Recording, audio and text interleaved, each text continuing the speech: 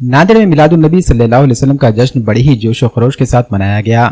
کلا مندر علاقے میں میلاد النبی صلی اللہ علیہ وسلم کے جلوس میں شریک تمام افراد میں میلاد کمیٹی ایٹو اسٹاف کی جانب سے ٹھنڈا شربت اور کھانے کا نظم کیا گیا۔ اس موقع پر فیروز خان پٹھان نے میڈیا سے بات کرتے ہوئے ٹھنڈے مشروب اور کھانا کھلانے کی فضیلت بیان کی اور رسول اللہ صلی اللہ علیہ وسلم کی سنت پر عمل کو موجودہ دور میں ضروری قرار دیا۔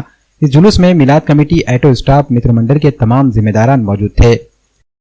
آج 12 لوگ مل کے میلاد نبی کے اس پہ جلسے پر ہم نے سب بھائیوں نے مل کر شربت اور کھانے کا انتظام کیے تھے اور سبھی بھائیوں سے آنے والے سال بھی ہم اور اسے دھوم دھام سے منائیں گے۔